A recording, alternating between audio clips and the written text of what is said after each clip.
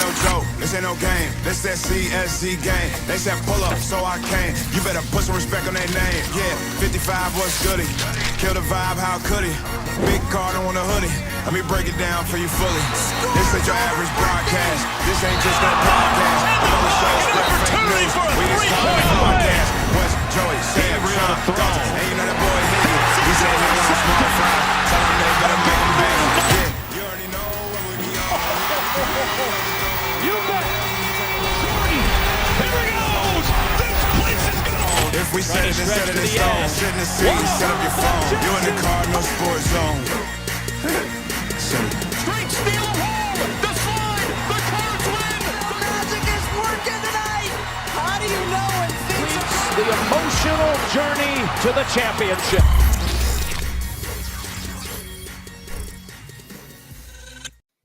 What is up, everybody? Welcome back. Welcome back. Coming to you live from the Shoot 360 studios. This is the Cardinal Sports Zone podcast. I know what you're saying.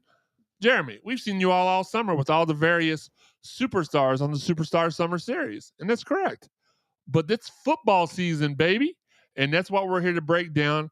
We're going to talk to you all a little bit. This is the 7th annual Kickoff show. We're going to have a guest joining us here in a few seconds that kind of embody. He's probably been on more Kickoff shows than any out of the 7. I'd say he's probably been on 5 of them. We'll have him in the building not in the building, but on the show here in just a minute. But we got to do our normal shtick, our normal intro, if you will. Again, I'm your host, Jeremy Wallman. Here are my co-hosts for the day. First off, we have to welcome in Louisville football beat writer. It's the season, so we have to lead off with Louisville football beat writer. He also is the beat writer for women's basketball. It is the one and only Sam Basin. What up, everyone? Joining him today, a guy you might say one's the loneliest number, but Sean would say his phone number probably is the loneliest number. It's Sean Barber. How's it going? We also have, as per usual, the little big brother, Joe Wallman. Acknowledge me. All right. And last but not least, guys, it's not Casper the Friendly Ghost. It's not a silhouette. It's not like the sun's. It's Dalton freaking Pence. Yeah, I like Joe's acknowledge me. That's pretty neat. What's up, guys? The Red Chipper back for season 7, man. Sean, why did you drop the folks at the end? You used to say, "How's it going, folks?" Yeah. Well, it was kind of lame, probably why. Well, I mean, but listen, don't forget the Mossy Oak chat line is open. If you're watching on Facebook, YouTube, Twitter, or however, send us your questions on social media. Check out the graphic below us to see how you can follow the Cardinal Sports Zone podcast on social media and how to help, show us a little love monetarily, help keep this thing going. Hit that thumbs up button while you're here on YouTube and make sure you're watching on YouTube if you can. It'll help us out more statistics-wise. Talking about our fine sponsors. Shout out to our fine sponsors. Let me get a breath first. Fitness Market, Four Pegs, the Collision Course Crew Tailgaters, Cherry Pickin', Shoot 360, Mossy Oak, Planet Fitness, Rally House, and our 2 newest sponsors, Beckman's Fine Blades. You saw Zach on with us last week, and Josh Jarbo from Remax Realty, one of the top realtors in the city, state, area, whatever. I know he's top 30 under 30 or top 40 under 40, one of those. He might like if I downgrade his age. Top 30 under 30. And before we get started, shout out to our guy, Peyton Siva, being elevated to assistant coach. I kind of know with pulling the curtain back a little bit, and I hope you don't get mad at me for this. He was very, very happy to have this spot last year. I would always ask him, man, do you want to be an assistant coach or a head coach one day? I don't know. I love what I'm. The coaching bug has bitten him hard. He's loving it. Spoke with him yesterday.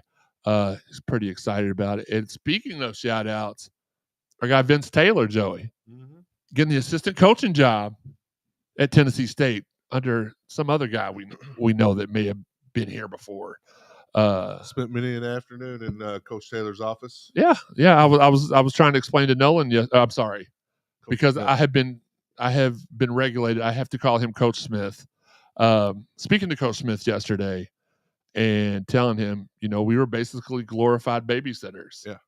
And we did a good job, except for when we were lied to by the people we were babysitting. Right. But listen, we got to get to our guest. And I know I've introduced him before, but every time we have him on the show, I've got to give him even better, bigger. It's just got to be awesome. So I'm going to do what I do normally. Let's get to our guest.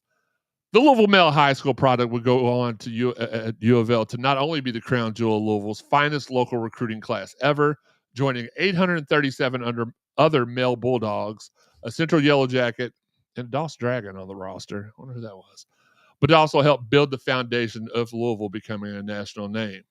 The number 7 was always a huge part of his life, and not only was it his birth month, the greatest month, by the way, that was his number here as well. He was Conference USA Player of the Year, Johnny Unitas Golden Arm Award winner, Ring of Honor recipient, and much more. The prize QB that gave more verbal commitments than Kim Kardashian would go on to be a third-round draft pick by the Ravens and would become a Super Bowl champion, which as a Steelers fan hurt my heart. But as a Chris fan, I was happy. That ring is heavy as a heavyweight title belt as well. He once punched me with it. I'm just kidding. 12,541 yards, 84 touchdowns, and 62% from the field. He was the first quarterback in NCAA history to complete more than 1,000 passes in a career, matching the record also for most 3,000-yard seasons. If I list any more accolades, we would have to end the show in about 2 hours. I only listed about 4% of them, by the way. Without further ado, it is the one, the only, it's my brother, Chris Redman. Chris, what's good, man? What's up, 55? Man, that was an incredible intro. Appreciate that. Got me all worked up. Listen, now I was gonna. There's the 7 is also. There's some 7s in our birth years as well. I'm not going into details because I'm still like 35. But you know, the 7 just July's the best month. I feel like. Yeah.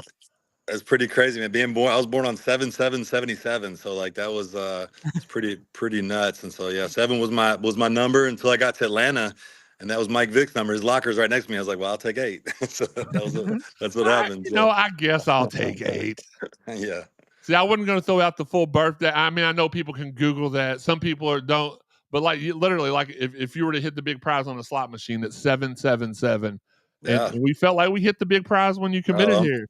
I'm proud of it, man. I'm proud of it. It's a good, godly number too, so I like it. Absolutely. Look, before we get into the football, the other football stuff, I wanted to ask you. Now, as you know, we during the year last year, whenever it was announced that that your son Britt had been diagnosed with cancer, we had been a big champion for every show. Hey, pray for him. Thank you. Let everybody know. Oh, you're welcome. You don't have to say less. We're family, but kind of let everybody know what he's up to. And you were telling me this the other day, and I still don't believe it because now it makes me feel even more seasoned. I don't use the word old. More seasoned. Let everybody know what he's doing now. Well, thanks for asking. I appreciate it. It's an amazing story, honestly. I think it's a godly story. He came back from a football-sized tumor in his stomach, 6 surgeries, 4 rounds of chemo, was back on the football field 8 months later, caught touchdown pass, actually caught 2 touchdown passes. They won a state championship, part of a state championship team. And so to me, it's kind of a storybook kind of ending. He started a foundation since then called Grit Like Brit. His name's Britt. And, he was the Kentucky Comeback Player of the Year. And then Dick Vitale awarded him the Courageous Kid Award winner. And during that, he went and spoke in front of about 2,000 people. Next thing you know it, we're partnering with the V Foundation to do a father-son golf tournament all around the world. It's going to be amazing. And hopefully the first one will be right here in Louisville. But some big things for that young man, that what he went through to take a negative and turn it into a positive. I think it's a story that anybody can. You go through some challenges, whether it's or whatever, you can turn that around, figure out how to make your platform, whether it's a cancer survivor or NFL player, still a platform, to use that platform to help others. And that's what he's doing, and makes me really proud to be his dad. And he's going down to Ole Miss. He just got into the fraternity today, Sigma Nu.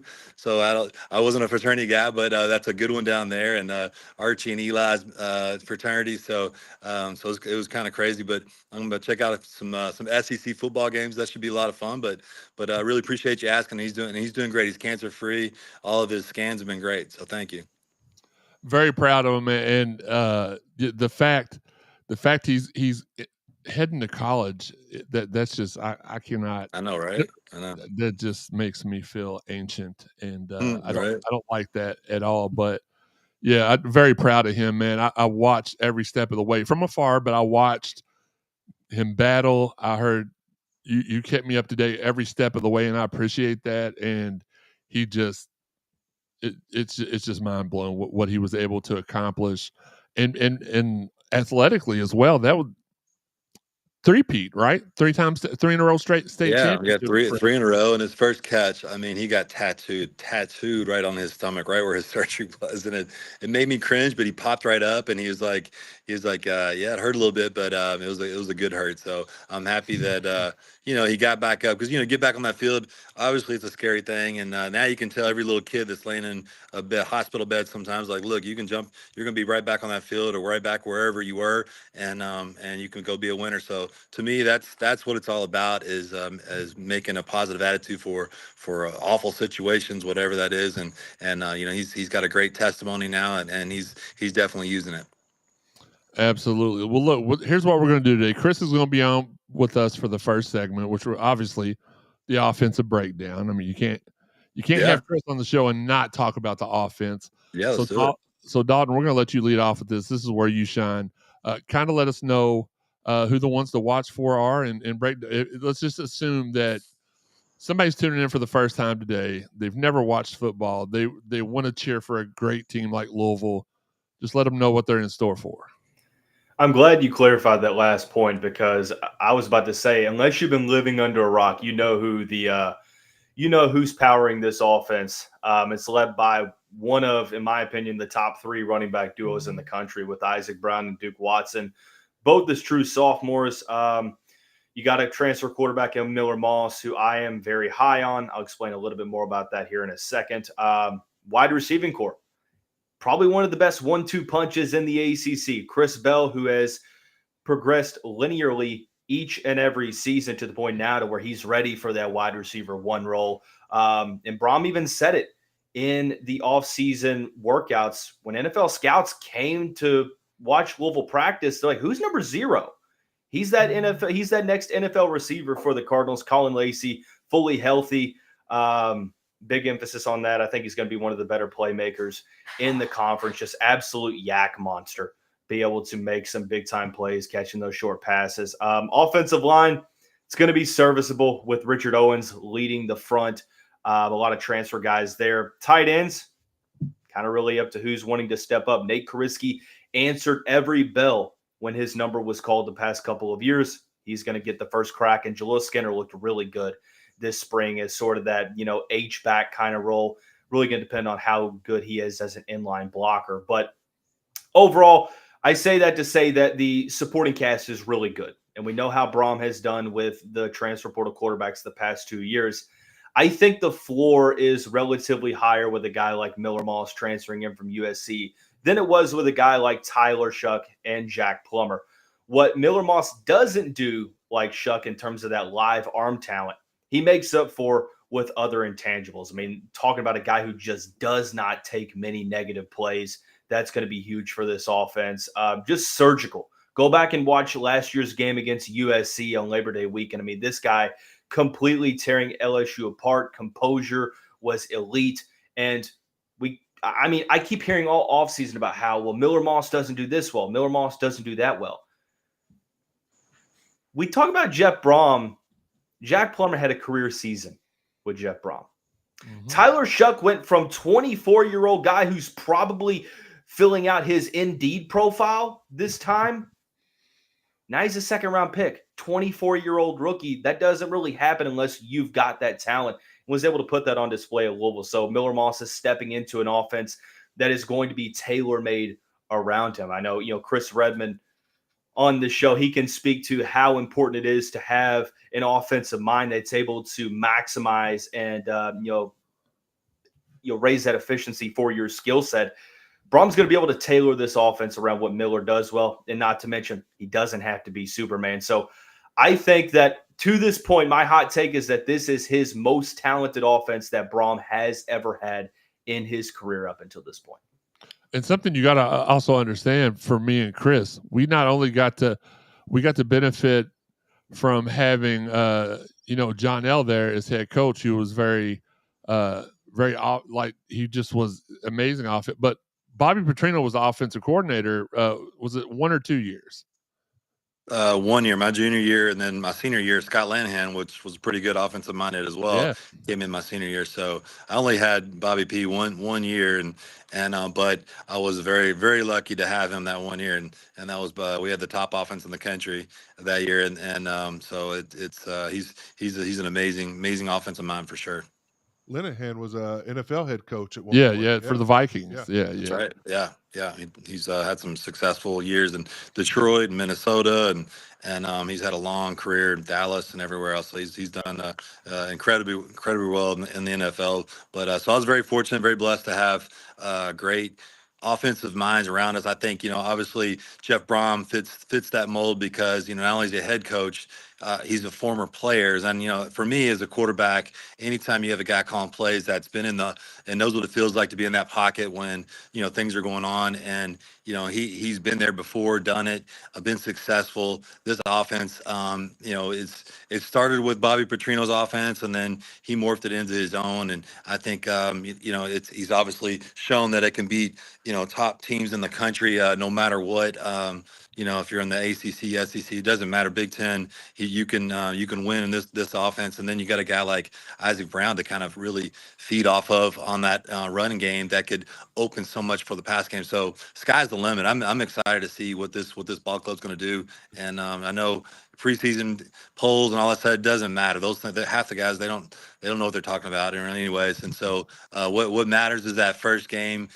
Getting these offensive guys gelling together. There's a lot of new, every year now, it's going to be a lot of new talent coming in, players gelling together and figuring out how to be, pretty much a professional quarterback because you're making money now in college. So they have to learn how to really come together as a team and put all that stuff behind us. And I'm excited to see what Coach Brom does for this team this year. I don't know who said it, but I can't credit the source here, but the clip of Isaac Brown saying that, I didn't know what I was doing last year to an extent. I was just running. And that just so happened to turn into the most rushing yards for a freshman in program history. I mean, I think people sort of overlook and discount just how much growth college athletes get between that freshman and sophomore campaign. Chris, can you sort of touch a little bit on that? Absolutely. Well, you got another guy that's running back coach, Chris Barclay from Louisville, played for my dad at Mayo, went on, was the ACC, rushing leader for, I think maybe still has the rushing record. I don't know, but I know he broke it at one point. But another guy that's played the position that, it's not only about running the ball, but it's a lot about protection too. If you don't know where, your linebackers are, you're scanning from 1 to 2 to outside. If you don't know what you're doing that first year, your mind's spinning, and you're that quarterback, as much as you throw, you have to be just as good as blocking as you are running. And so if you want to play in the NFL, you get your protections right. That's honestly one of the most important things. It's, trust me, these teams, these owners don't want their quarterbacks going down because of a missed, blocking assignment. So that's a very important part. And, the first year, I think that's as hard as anything on some of these running backs. And so I would think in the second year, very confident of what your assignments are, what your reads are when you're running. So that's where I'm really excited that, then that opens up to the play action game, and then you let, these guys put more money to have single safeties for these quarterbacks for a Jeff Brom offense. Good luck. I mean, you're going to have some play action, incredible touchdowns, and then a guy like Moss, the quarterback, I think he's going to be very, very consistent, very smart, and I think he will run this offense very efficiently. That's going to make us a lot of fun as fans, because you don't turn the ball over and you know where you're going. Very savvy. I think Jeff Brom's gonna have a field day. Absolutely. Chris, before we let you, obviously we appreciate you taking the time out to talk with us today. We know you're very, very busy today and everything.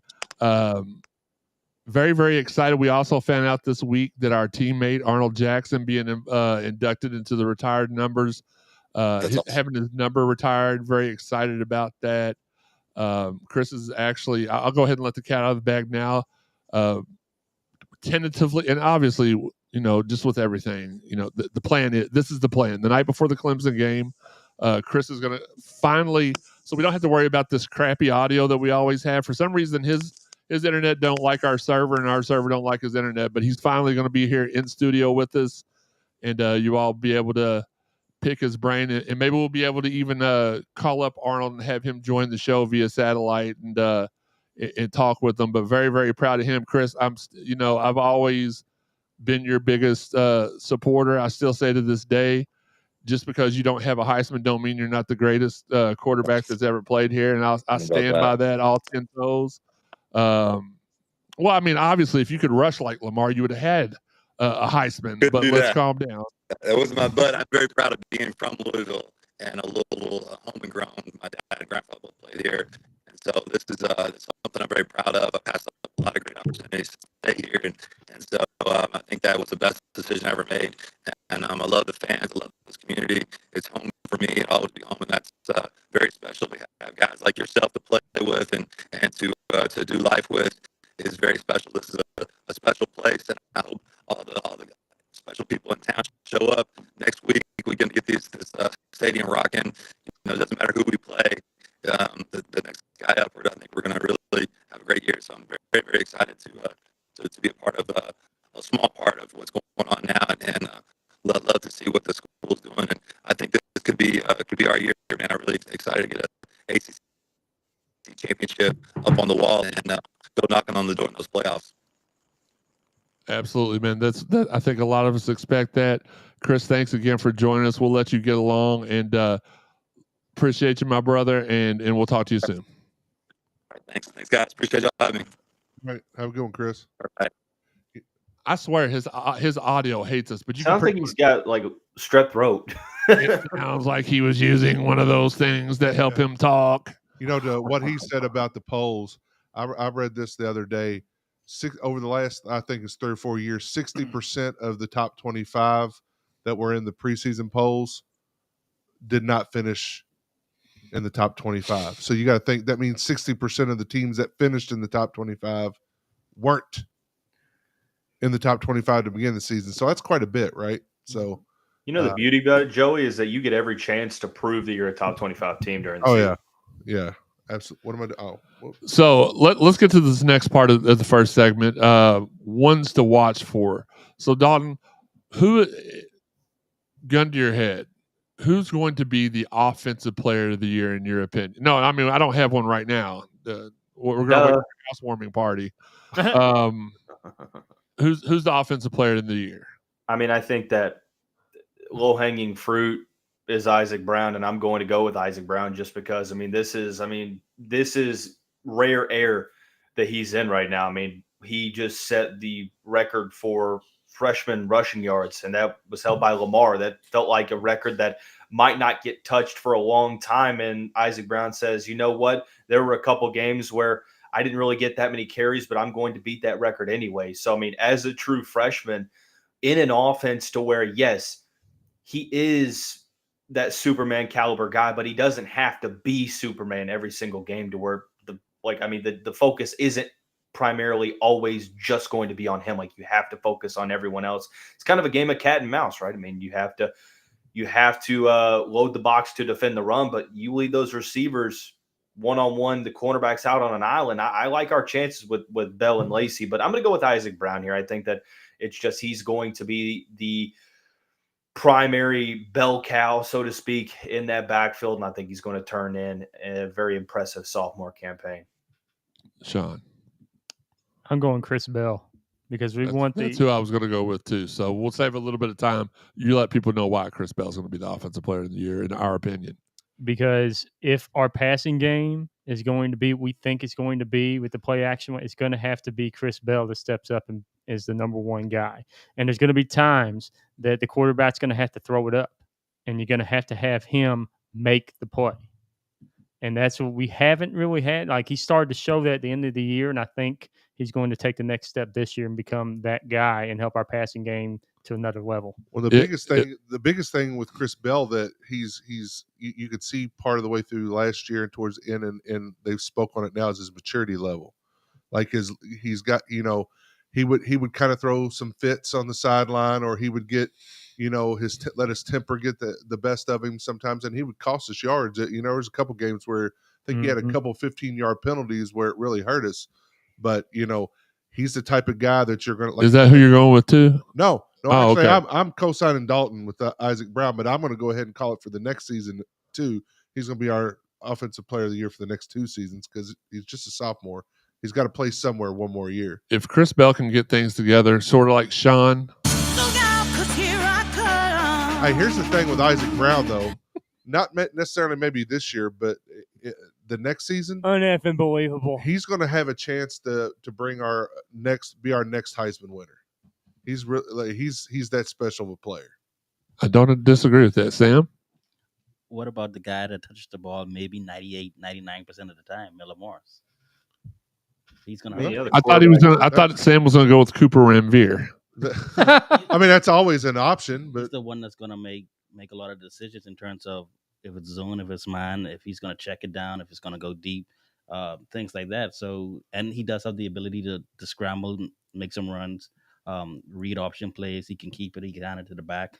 I mean, technically, I would give it to Isaac Brown and Duke Watson every single time. He can do what to the back? We're going to be a 60. I feel like we've got to be a 60-40 run team.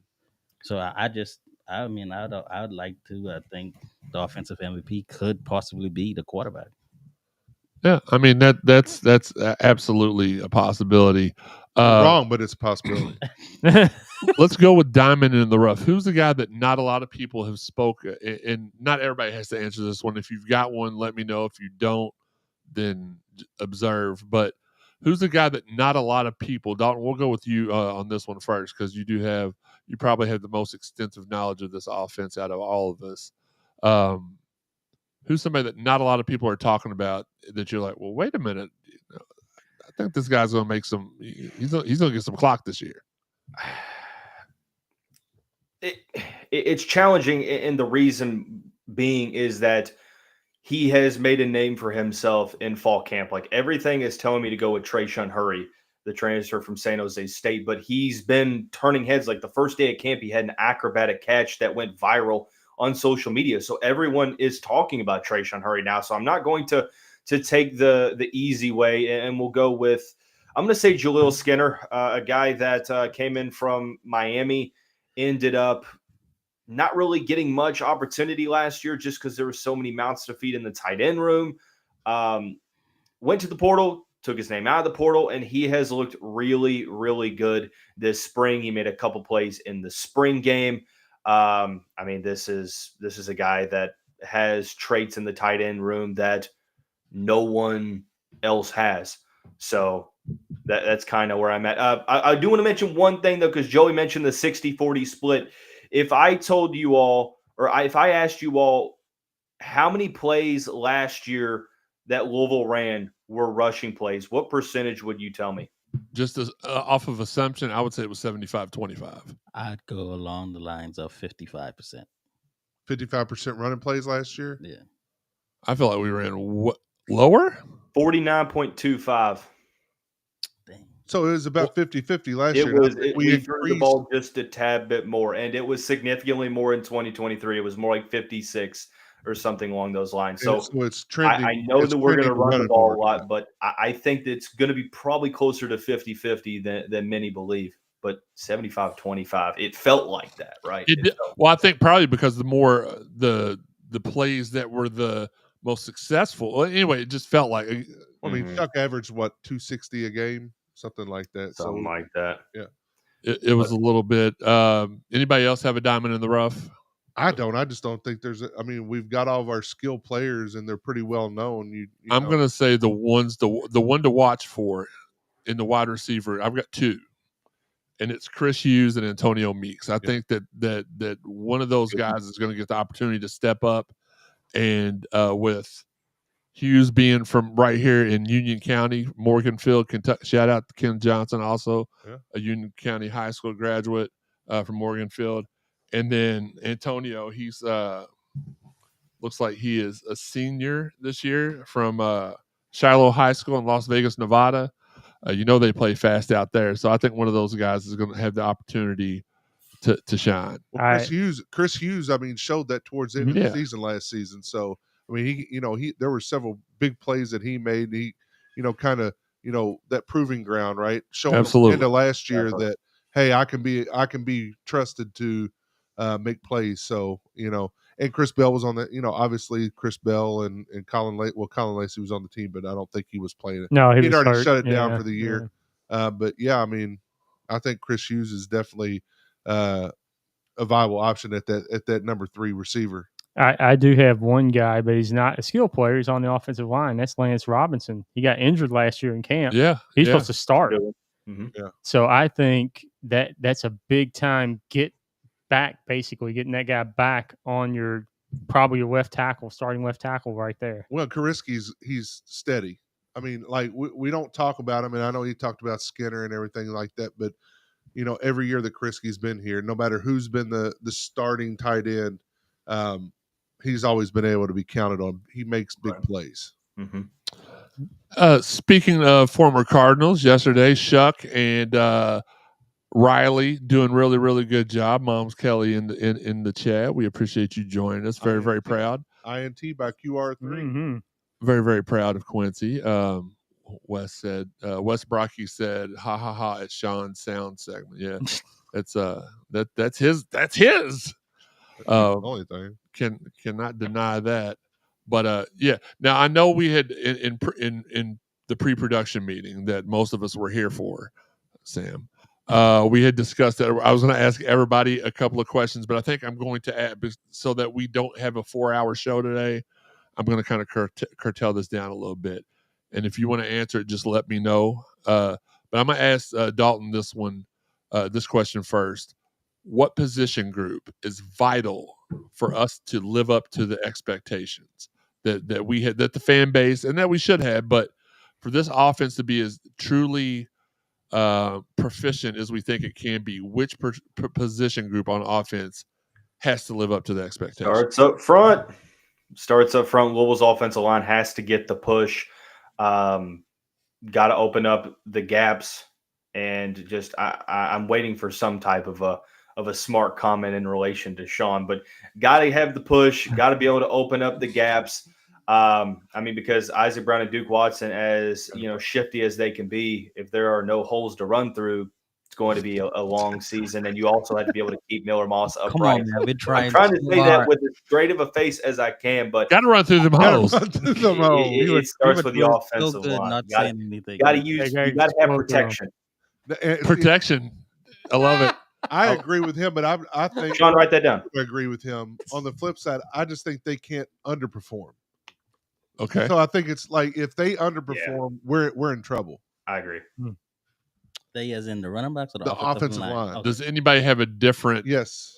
The running backs. I think the running backs have to live. If they come out flat and we're not able to run the ball, even if the offensive line is creating those gaps and everything, we're in for some trouble. I mean, because it's going to affect the passing game. It's going to affect everything. I mean, if the running backs and I obviously 1,000% think that that's not going to be a problem. I mean, we talk about the best two-headed running back, or one of them. We've got Keywan Brown's top notch as well. This is not on the thing, and I'm not going to ask the second question because I think we just answered it. Yes. What position group cannot afford to under-deliver? It's the offensive line. But let me ask this question. As far as overall, Sean, I'll let you start with this. Is this right now one of the best? Or let me scratch that. Where do you rank this running back trio, running back room? Because there's really 4 or 5 of them. Just off the top of my head, you had the year where you had Michael Bush, Kobe Smith, Anthony Allen, George Stripling. I mean, I don't know that anything ever tops that. I mean, you can pitch it, and I'll say it, but do you think this has the potential to end up being one of the all-time? Maybe that's a better question. One of the all-time great running back rooms in Louisville football history. Easily. because you have the top two, and I think Keywan Brown's going to play a key role this year too. I think you're going to have a three-headed monster where Keywan, when you need those short yardage situations, they're going to throw him in there and say, "Get us that yard." Yep. So I just think that, I mean, you did, like, we had that running back room. You had Eric Shelton, Lionel Gates, Michael Bush, and I think there was a fourth guy too. Was it Colby Smith was in that group too? I would put this. I think it was freshman Anthony Allen was in that group. I think this is top three, and you can't it'd be by the time the season's over. Not with the one that Sean just mentioned. Anthony Allen wasn't in there yet. I'm pretty sure it's Colby Smith. I think he was like a freshman. I think this is top three, and it'd be hard. Like by the time the season's over and they've posted the numbers and done what they've done this season, I think it's top three, but it's going to be hard to pick which one's one, which one's two, which one's three. It's the most fascinating thing about totally different type of running back room. Yes, exactly. It's the most fascinating thing about sports discourse. Like, how do you separate nostalgia Right. from like clear-headed reasoning? Like, yeah, you have great memories about the running back trios, duos, groups of old and past, but what about this one that just lit the world on fire with two true freshmen? So of course they have to live up to those expectations, but hey man, I've got to take at some point about Isaac Brown, and it might ruffle some feathers.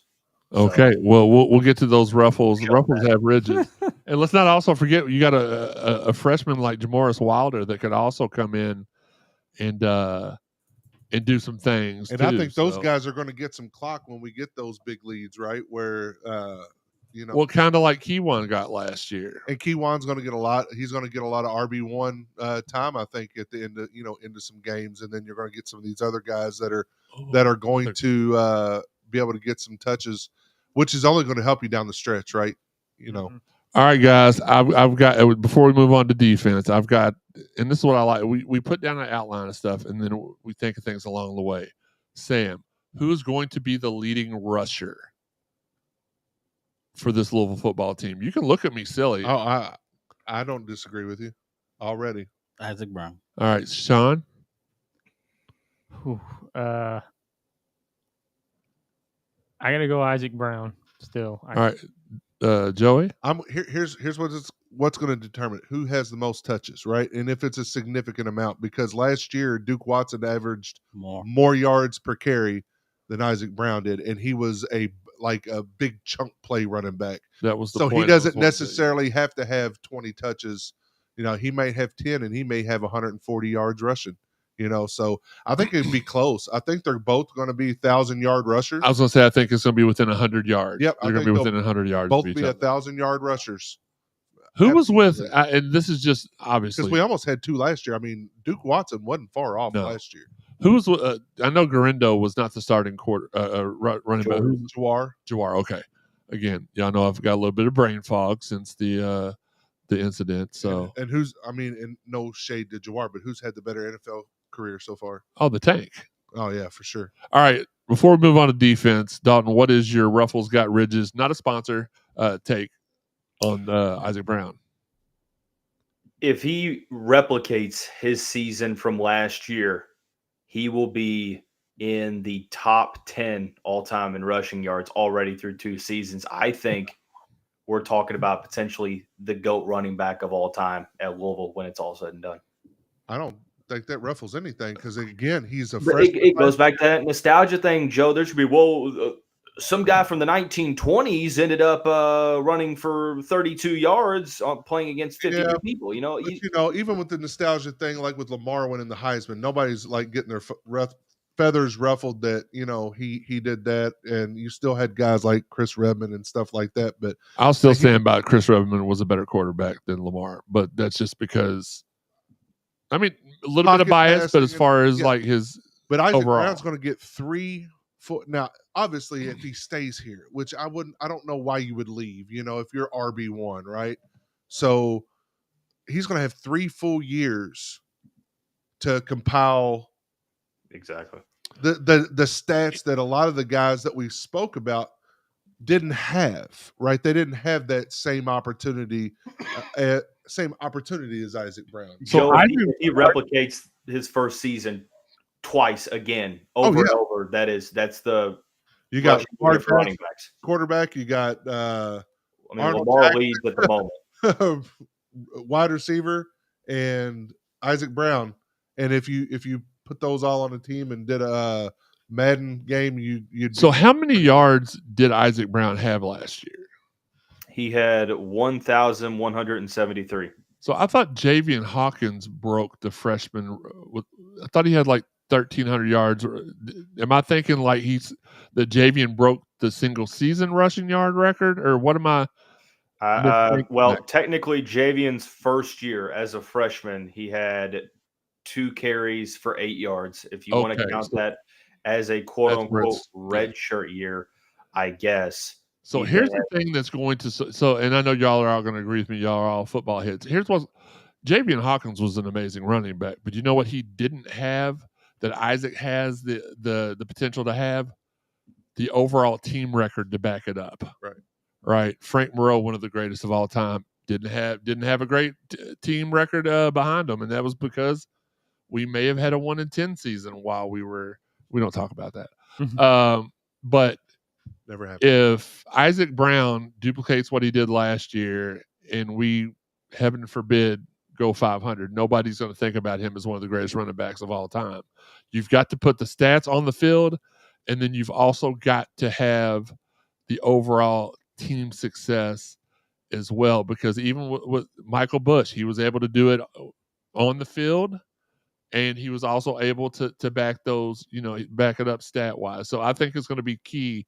I'm not going off on a very long branch there, but his legacy is going to be dependent upon overall team record, in my opinion.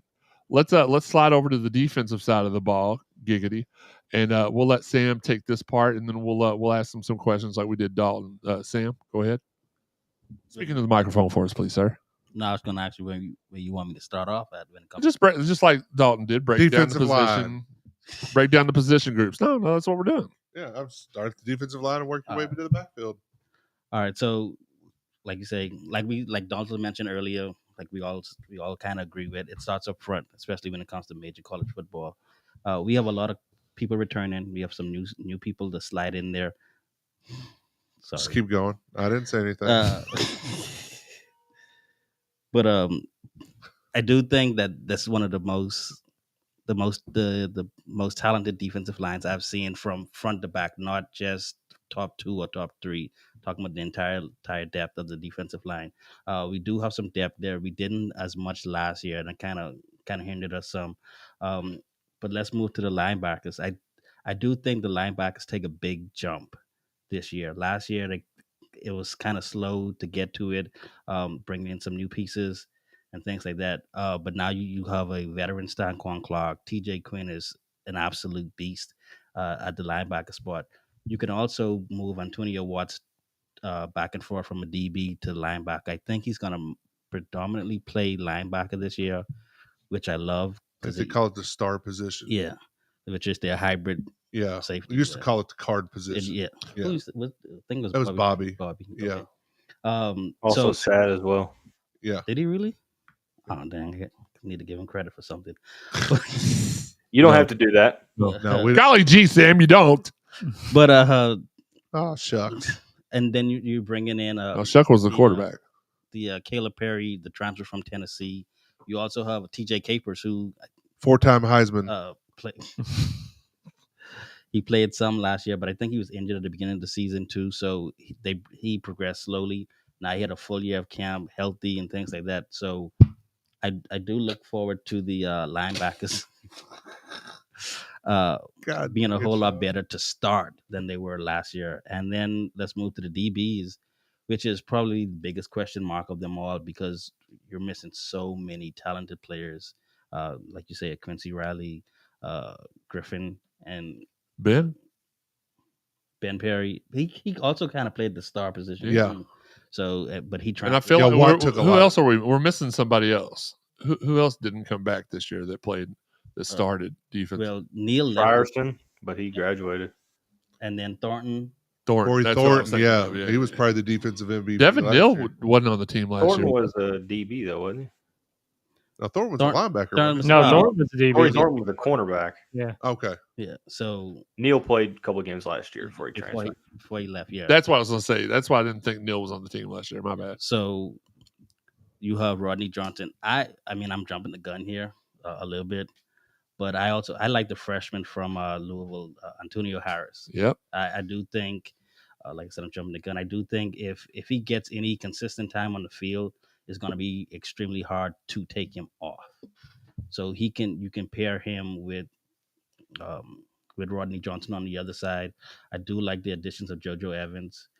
I'm still trying to figure out who's going to be starting on the other safety because it's just so many talented players, but they're all new to the system. Can I ask you a question? Not to get in your train of thought here, but were you aware that Dave McCullough was still on the team? Yes.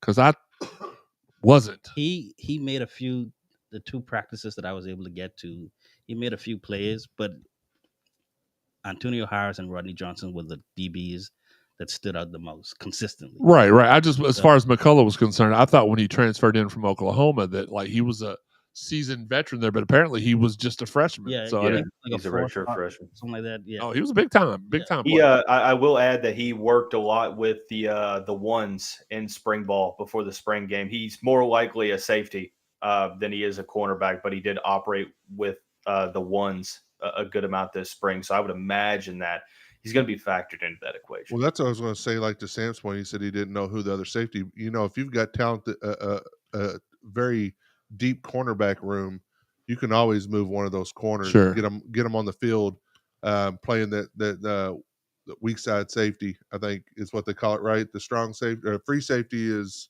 This is usually your defense, the way defensive back line, last line of defense. Sorry. Yeah, free safety's out in center field. Yeah, strong. Right. safety But you can like, and you know, you could single high safety sets and things like that. You just have more DBs on the. You know. I think Hutch is going to be a breakout player this year. D'Angelo Hutchinson. I mean, he's waited his time. He's probably one of the penciled in starters. I think JoJo Evans is probably the other one. What about Holloway coming back? Yeah, I think that definitely helps. He's going to play a lot. Yeah, that helps. He's going to play a Don't lot. forget you got your whiteboard up there. So if you've got something you want to explain to us, you can kind of show us on the you got a new tool now. Yeah, we got that for you. You got to touch it. You don't just put your hand in front of it. We got that for you because you're the breakdown guy. Sean, don't laugh. You don't know anything about what I just said. No, not at all. By the way, sneak peek, Dave McCullough was my diamond in the rough. But let's go ahead and let's give our as Joey's playing with the eraser on the screen. There you go. We think y'all like that. But let's do this. I'm going to switch it up because I should have done it this way anyway. I think I may have been a little dyslexic when I did this. Let's do the diamond of the rough, a diamond in the rough. And, of course, I've already said mine was Dave McCullough. I believe he'll be a big-time factor on defense. And if he is, let me further that. If Dave McCullough does what I think he can do, our secondary is going to be in good shape. But Sam, you're breaking this defense down. So who's your diamond in the rough? Like I said earlier, I was jumping the gun a little bit, but I'm going to go Antonio Harris. Okay. Size, speed, and he plays. You like his size? For a DB. Is he fast? Yes. Yeah, you guys. But I do think he can play the nickel and he could also play the boundary. He'd have to learn to play the field corner. Sure. That's a lot of responsibilities anyway. But I do think like once he gets some time on the field, it's going to be extremely hard to take him off. So he's my diamond in the rough. All right, Sean, what about you? Who's it going to be extremely hard to get off the field for you? Ooh, I gotta go Capers. I think Capers, people kind of, I feel like have forgotten about him a little bit because he's been injured and he hasn't really been able to show what he's got. But I think he'll be, by the end of the year, it's going to be him, Clark, and Quinn as your linebackers. And then, of course, you got Watts as your star. It's going to be them. I know they brought in some transfer guys and what have you, but that's going to be your starters. Babu says JoJo Evans will be a nice piece at safety. And Mom's Kelly says, miss y'all. Hope to see y'all Saturday. We hope to as well. Joey, did you have a diamond in the rough? Clev Lubin. You just like his name. Well, no, and he's so obviously he was at, I think, Coastal Carolina.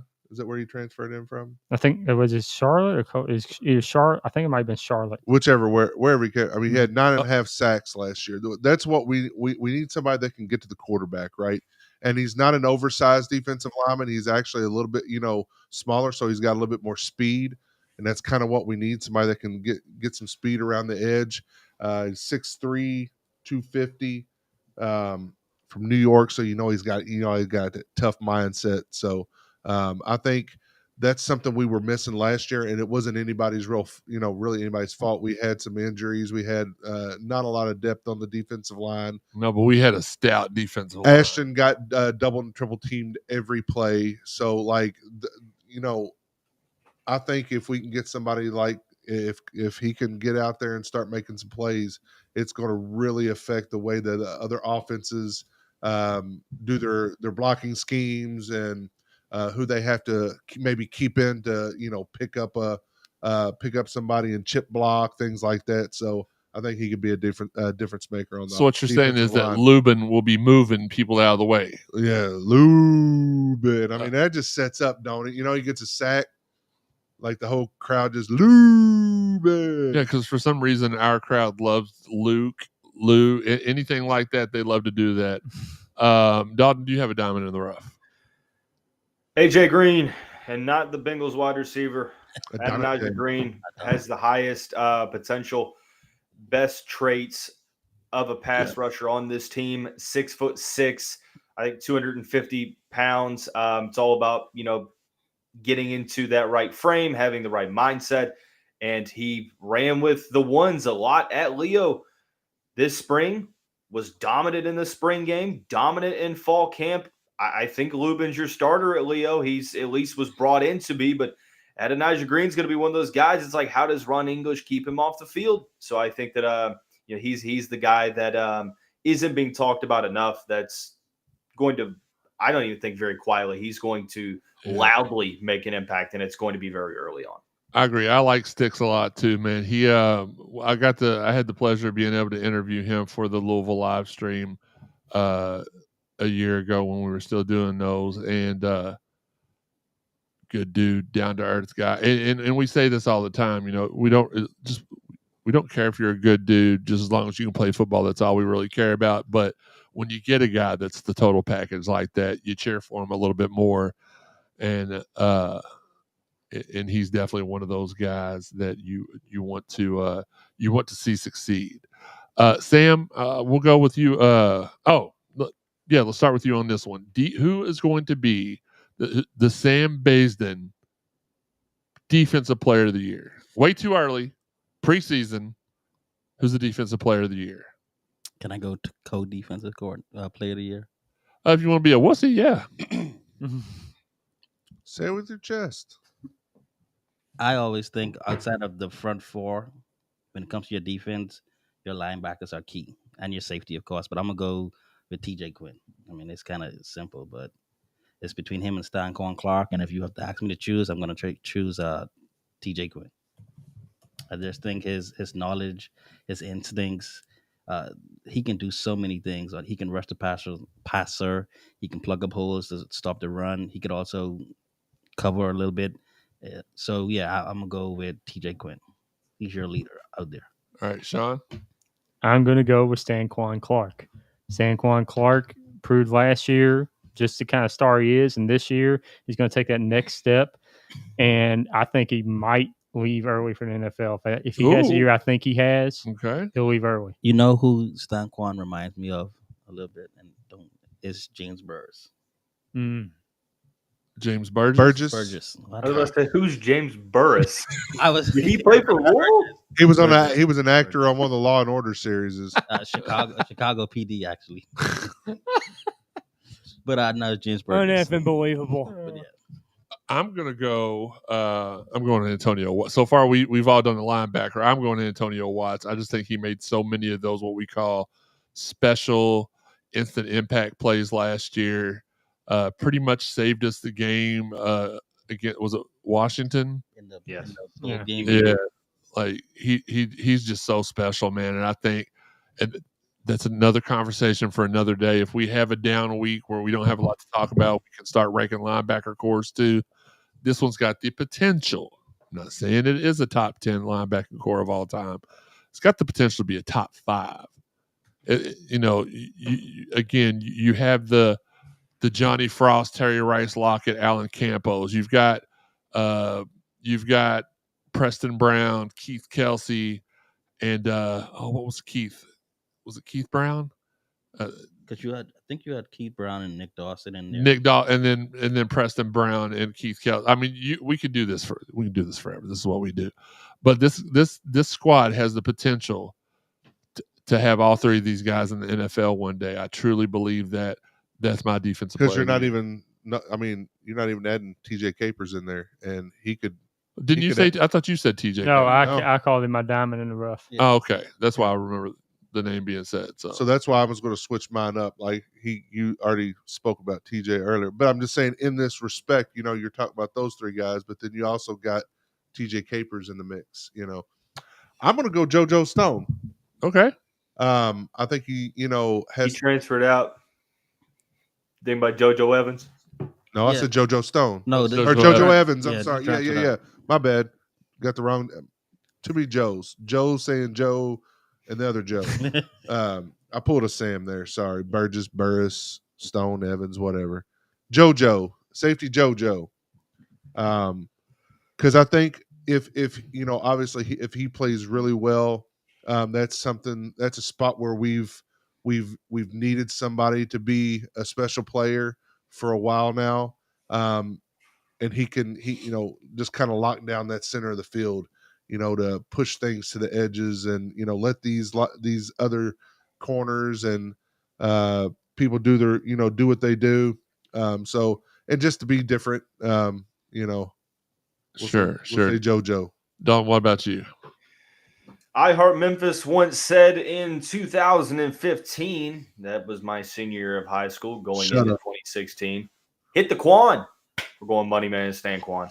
I think he's going to be I think he's going to be one of the best linebackers, not only in the conference, but there's potential there to be one of the best in the country. And I agree with Sean. This is a money year for him. Very real possibility that he shows out and he's off to the league. I'm kind of shook. That's the whitest thing I've ever heard Dalton say. Hey guys, hit the Quan. I'm messing Thank with you, leg. I'm messing with you. I mean, at least I didn't start singing "Lately I."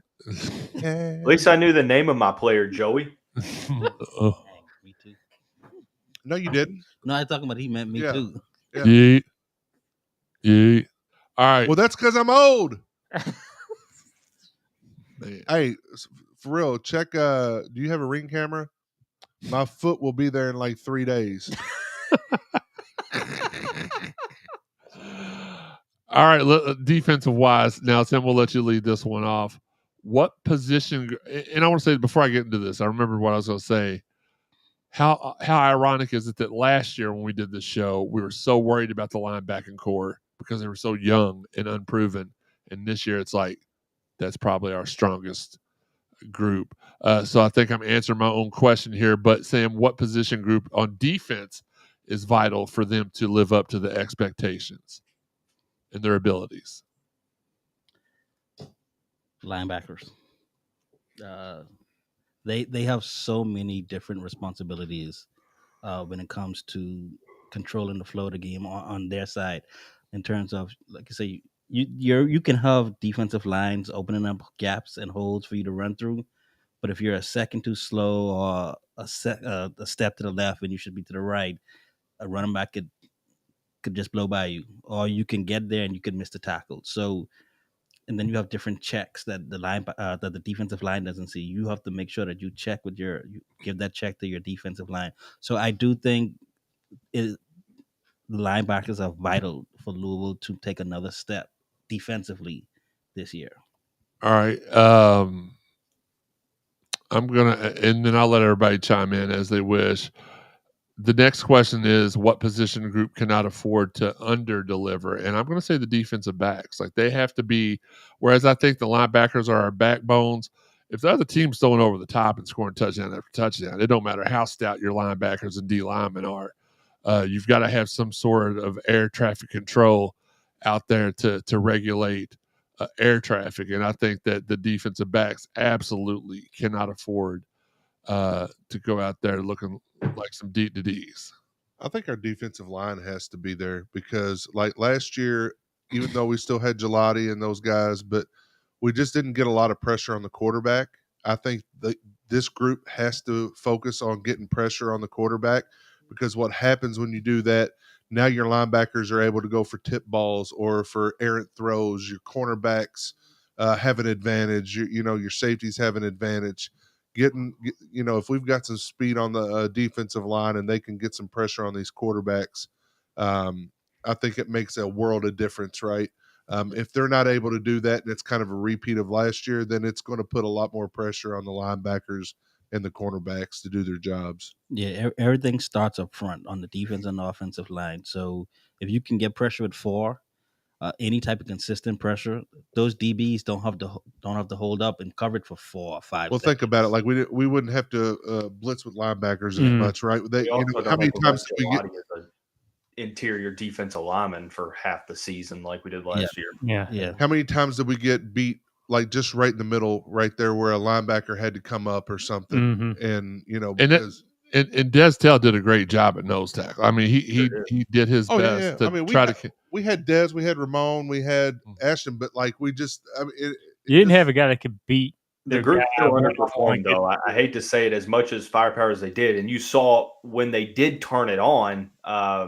I'd say right after that Boston College game, then things started to turn the way that they needed to, but it didn't take away from the fact that collectively the front seven was not good to begin the year. And yes, we talk about the secondary all we want, but if you give the quarterback a million seconds to throw, I mean, you can only cover a guy for so long, right? So, I mean, there's blame really that goes everywhere, but it starts with the defensive line. What really needs to start with the coaching staff. And I'm going to be nice here because the season is upon us, but I'm also going to be very, very frank. It has to be better. I thought you were done. Well, if you get a million seconds to throw, the game's over. Exactly. It has to be better, though. I think the coaching has to be better. Like, yes, we've got the talent everywhere, but last year's group was more talented than this year's group. I mean, from up top to bottom, more talented group, right? So how is a less talented group going to play better than last year's defense? And I think that it goes with knowing your assignment. That kind of comes with preparation, understanding and knowing the plays right before the ball is snapped. That comes with preparation. That comes with communication. Saw Braum a lot this spring with the defensive side of the ball. He knows the urgency that's on that side. We had to be prepared for the teams that we're playing. We didn't even know that SMU ran a high tempo offense last year, judging upon watching the game. So, yes, I think that it's on this defense from a personnel standpoint to step up. But the coaching has to look in the mirror and say, what went wrong last year? How do we fix that this year? And it could very well just be communication for the most part. I just want to say my position group is actually, I'm going to drill down a little bit more to safeties, because the safeties last year got beat a lot because they were out of position. That could also go to coaching, like he said. But obviously, Devin Neal, he got benched, then he left. Yeah. Because they're like, it's a person, they looked at it, the coaching staff looked at it as a personnel issue. That's pretty obvious. Sure. Bench. But they have to be able to Discipline. keep the middle of the field shut down. That was part of the problem. The middle of the field was open all the time, and not just where the linebackers were, but deep. It was undisciplined play. Yeah. It was very undisciplined last year. Yeah, I'll say this. I don't think the defensive line was horrible last year. I would give it a B- grade overall, but because you got to give the slider there for Ashton being so good, and Des being as good as he was. Ramon Puryear. But yeah, talking about special teams, Ramon. I'm not saying they were bad. I'm just saying, like, the season before with Reiger and Gelati, we were getting, and other guys, I'm not just saying, but mainly those were the two, focus pieces on that defensive line. They were getting to the quarterback, quite a bit. And then last year they just weren't. I mean, for the most part, they just weren't. So again, I don't want anybody to think that I'm saying our defensive line sucked last year. No, but they didn't. I'm just saying they got to bring that element back, because the defense definitely was as far as getting to the quarterback was better the year before that. They played more running quarterbacks last year too. Yeah. Dalton, you gave me a little bit of PTSD talking about SMU. We had that game won. And then imagine had we not started out the game like we didn't know that they were going to run up tempo offense. No, true. Right? But also imagine if the referees didn't call a fumble. It's the ACC for you, brother. After the whistle, after the play was dead, and they called a fumble as we're driving to win the game. I digress. Look, we're heading to halftime here. We appreciate all of you all joining in here with us. We're going to continue the tradition of the past few years with a little segment we like to call, well, you know what? We'll let it introduce itself. It's about Sean's love life.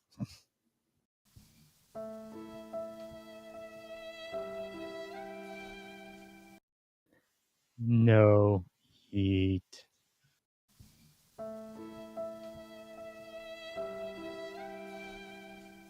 That has been your Sean's Nether Region update. He's definitely not Big Jim.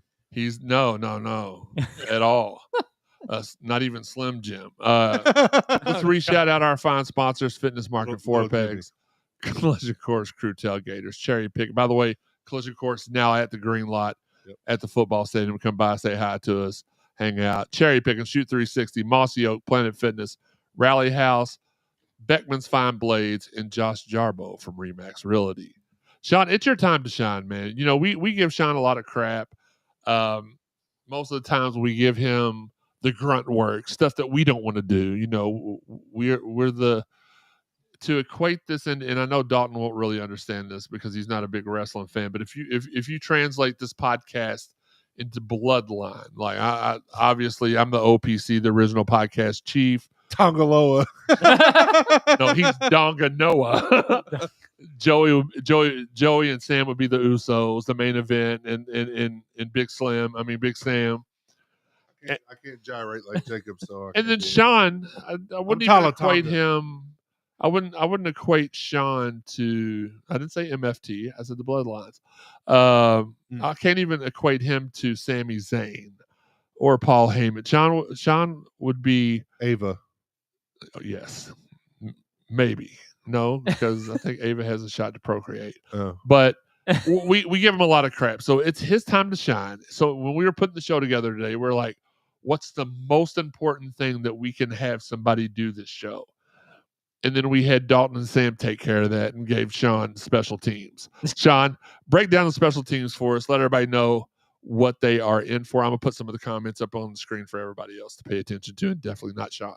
All right, I want to give a shout out to JK.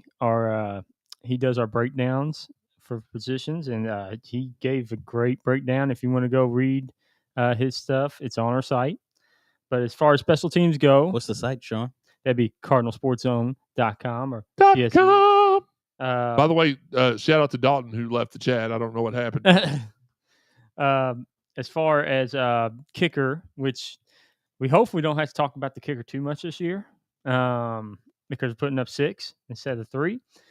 But if we do, right now there are 3 kickers on the roster: Nick Keller, Cooper Rainveer, and Carson Hilbert. And I hope I'm pronouncing Mr. Rainveer's last name correctly. Now, according to JK, he thinks that Rainveer will start based on some of the stuff he saw in the spring game. Rainveer made all his PATs, and he made 2 field goals. Keller missed a PAT, but made his 2 field goals. So he feels like Rainveer probably has the edge here. He does believe, and I believe too, because last year Keller was the kickoff guy. And we had quite a few touchbacks last year, and I think he's going to be your kickoff specialist still, because we need as many of those as we can get. And then the Carson Hilbert, he's actually John Hilbert's son who played at U of L. He actually had a good high school career, but when you got more experienced guys, I think you're going to bring him along slowly, and I think he'll be the kind of heir apparent and probably will be the kicker next year. As far as punter goes, it's going to be Carter Schwartz, who punted a lot of last year. He kind of split time with our other punter, whose name escapes me now, but he ended up kind of taking over as the year went along. He had a really good game in the bowl game, pinned them down deep quite a few times in their own end of the field, Washington. And he did nothing in the spring game or as far as fall camp goes, as we've heard that would change him being the starter. Now, where it gets interesting, and long snapper, always important because you can't get the ball to the holder, then you're not going to be able to get the kickoff. That's going to be Shai Kochev. He's been the starter since last year, I believe. What'd you call me? And I don't see him giving that up. He'll be backed up by Brock Travelstead's brother, Hayden Travelstead. But yeah, Shai's been solid, and that's all you want. You don't want to really know the long snapper's name. If you know his name, then it probably is not a good thing. Right. Finally, returner, where it gets fun. They brought Bobby Golden in, a transfer from Akron. He was a zip, and I think he's going to be your primary returner, especially on punts. Now, kick return, I think they're still going to have either Colin Lacey back there, or they're going to have possibly one of the running backs. And they may kind of switch it out. But I think Bobby Golden's always going to be back there deep because you always have two deep guys. I think he's always going to be back there. And then you're going to have a combination of either Lacey, Watson, or Brown back there with him. And as far as what's interesting, though, is that Lacey, I think, might get the nod as getting the most reps next to Golden because, of course, he had the kickoff return last year against Miami. Sure. So I think he'll get the lion's share there because I don't think he'll get tired. I think he's ready to go. I think you want your running backs fresh because they're taking when they're running the ball, they're getting hit. Eventually at some point they're going to get hit a lot more than hopefully Lacey will be. All right, I'm going to go ahead and Dalton's having some issues with the stream, so I'm going to go ahead and just call him on the phone. So unfortunately, you won't be able to see his face. They had y'all can hear the ringtone, right? Yeah. Okay, not just they also had Chris Bell back there a few times returning. I think you'll see a combination, especially if they're having issues during that game because sometimes that happens, and that's why they would do that. They would switch it up, just trying to get a spark. Yeah, because I also think too what it is most coaches want some experienced guys back there, at least to start the season off until they can get the youth more involved. And also, too, a lot of times, a lot of athletes, they might get drafted in a lower round or might go undrafted. Special teams is their way onto an NFL team. So shout out Steve Tasker. If you have some experience returning punts, returning kicks, that might give you a leg up on another person who never did it before in terms of getting on an NFL roster. So me personally, though, I don't want to see my stars back there. Try to find one of the young, shifty guys that you can trust, one of the guys, speed guys, things like that. The young man from Valley High School, his name is escaping me right now. I do like Wilder, you said, from the freshman as well, but they're freshmen. How much can you really rely on freshmen to start the season or in a big game when it comes to not only one, catching the ball, two, holding on to it once you start to make a move. So I understand why I saw Isaac Brown, Duke Watson, Chris Bell, like they were all back there. Dude Watson. So, but yeah, I think Bobby Golden was brought in specifically to kind of be, especially the punt returner. Yeah. Now, kickoff return, like I said, you can kind of mix it up back there a little bit. Give guy because, I mean, honestly, as shifty as Isaac Brown is, and as shifty as Colin Lacey is, obviously scored a touchdown last year. You want them to be able to affect the game in more ways than one. So I can see them just not making them like the full-time guy, right? And Bobby Golden's a full-time guy, and then you kind of put different guys there and let them go to town. And let's not forget kickoffs and punt return. Well, mostly kickoffs are still one of the most dangerous times on the football field too. So it's always good to have some different options out there. Yep. Joey, nothing? I agree with them. I'm just trying to find somebody on the roster from Valley High School. Oh, because I'm 95 numbers through, and there is nobody on the listed roster from Valley High School. There is. I'm trying to remember what his name is. It's somebody that's not on our roster. He was in fall practice. Because I asked. You sure it wasn't Ballard? No, because what's the coach for Valley High School? The DB from Louisville, Chucky Williams. He was out there. Is it Chucky Williams? Yeah. Chucky Williams? Yeah, it was the Chucky. Yeah, safety. safety. Yeah, under Charlie, right? Yeah, he's the coach now at Valley High School, and he was out there. And I asked him, and he was one of his former players is on the team right now. I think he's a walk on. I'm not sure I don't know if he's a scholarship player or not, but he's a walk on, and the numbers escaping me. But yeah, he was out there. I wonder if it was maybe somebody that played for him one year and then transferred within the city. That's another thing too. Could be because I don't. There's nobody on the official roster. Thank goodness Louisville football just posted out there locked in on week 1 tweet, and it's not a running back running through a field of dongs. So that was very, very key for me when they did their locked in tweet there. Who is? I had it written down number 49. Okay, hold on. There's a guy that went to Valley High School in Indianapolis. No, he wears number 49. Devon Jones. All right, well, y'all can work on that. Let's try to get Dalton back in here. It wouldn't be a season opening show without a little bit of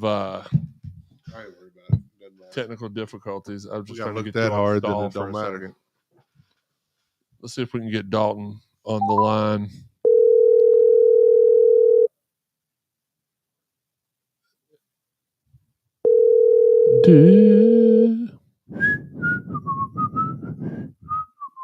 You must be looking for your foot. I think he's out looking for it. Yo. All right. Have you tried to hit the link yet? I mean, we're still live. I know this is horrible live. It's not going up for whatever reason. We're just going to do it on phone call. That's fine. You all let me know in the chat if you all can hear Dalton. If not, we will translate the message, because I think you have to have this turned on prior to the recording for it to translate to the stream. But nevertheless, let us know if you hear Dalton. Let's go to we broke down special teams. Ranveer, special teams player of the year probably, but we'll go with you first on this one, Dalton, because we're not really sure if your Indiana Wi-Fi is going to work long enough to keep you on the phone the entire time. But for you, we're gonna call it for Sean. We're gonna call it something different. But for you, we're gonna call it the rookie/newcomer, not never, but newcomer of the year. Who is your rookie, meaning first year on the team? Who do you think is going to be the best? On either side of the ball? Pick it.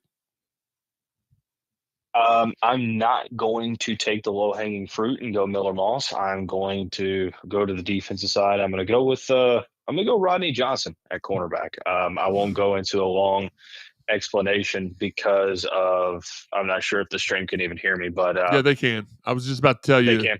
Thank you, Babu and Robert, for letting us know y'all can hear Dalton. Perfect. I've got my AirPods in.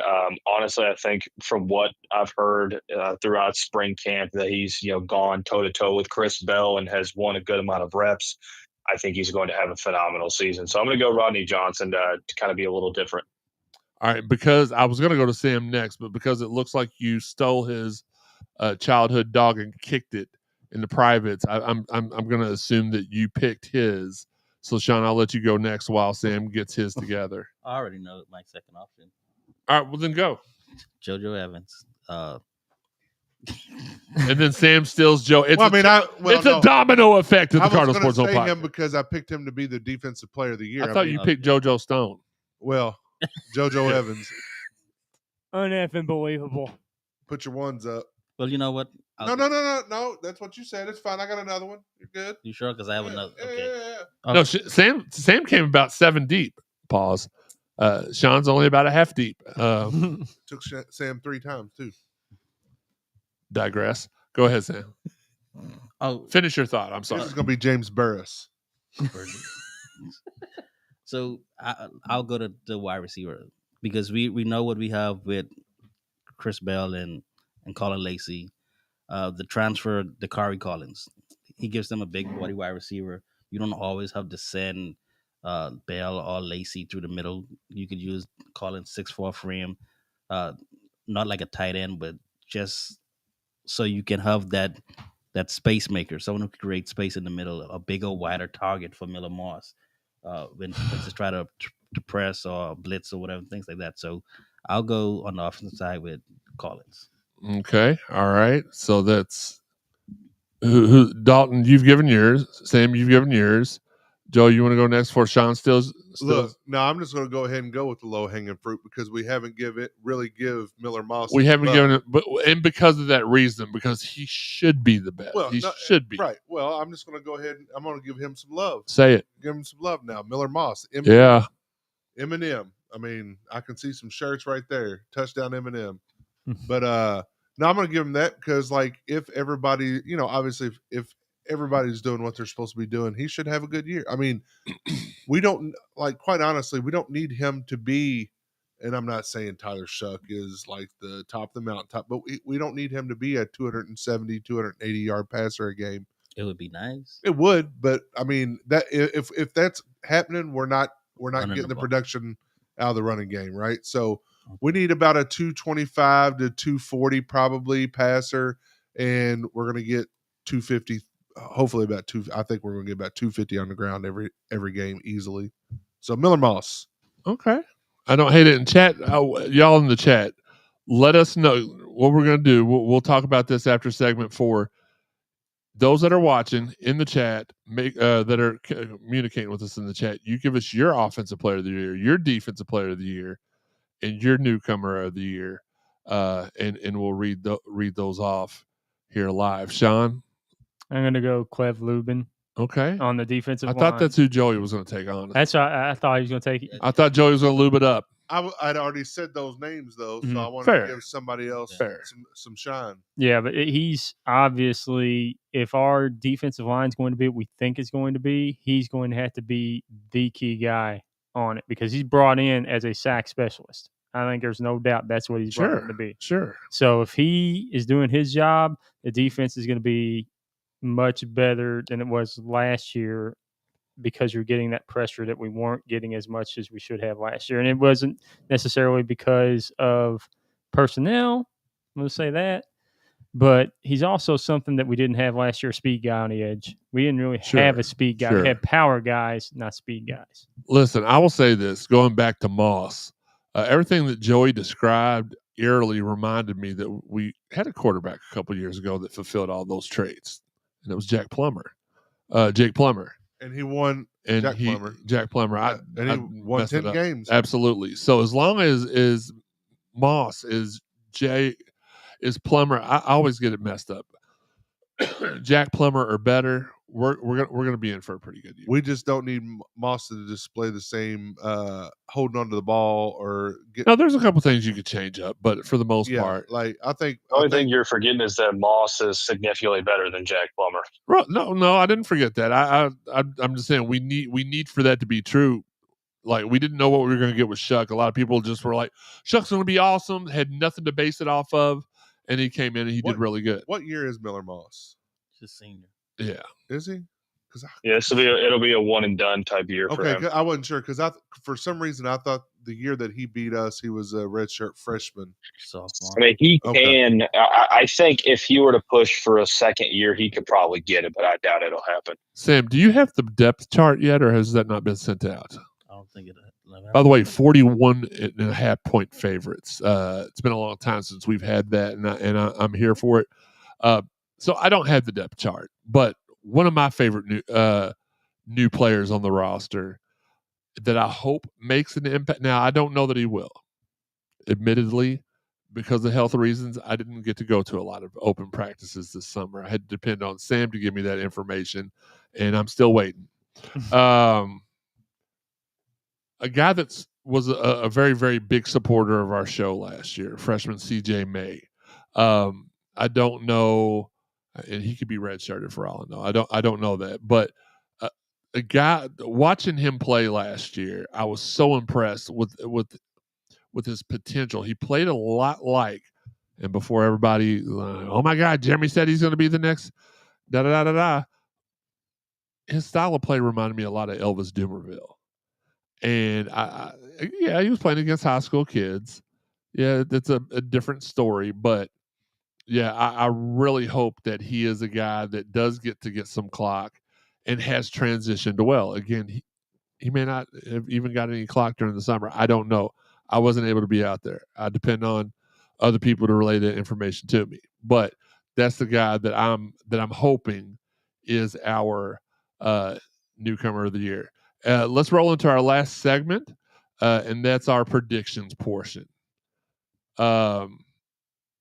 You remember CJ, man? He's the one that had us every. I was trying to remember which number he was because I think I did write it down.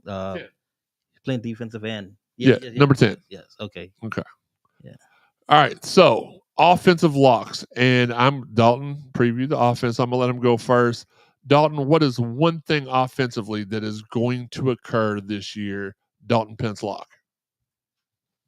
Points will be scored, and a lot of them will be scored. I think my lock might be a little ambitious. This is a top 15 offense in college football. I think that the points per game will reflect it. Love it. Joey, I'm going to let you go next because other people have undercut you all day. I said it earlier. We will have 2 1,000-yard rushers this season. Okay. I like it. Short to the point. We need a lot of these quick ones so we can get out of here. Sam? We're going to have 2 receivers with over 900 receiving yards. Okay. So Bell, Lacey. Sean? I'm actually going to go that Bell's going to have 1,200 yards receiving. So pulling a little Tutu no, because Tutu went for like 1,500 his last year, right? I'm gonna change mine because admittedly it's been referenced a little.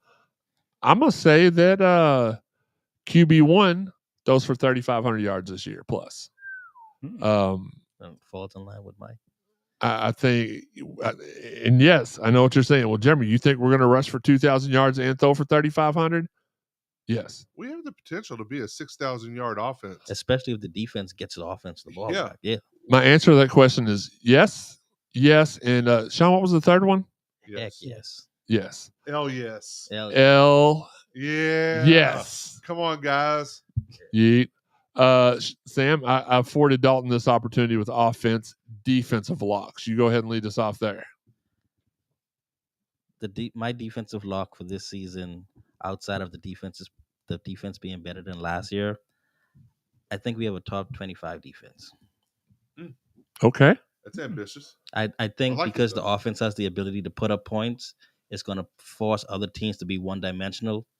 And I think they'll be playing from behind. Yeah, Coach English and these young men will really get after the quarterback and create some turnovers and force some stops. Okay. Sean?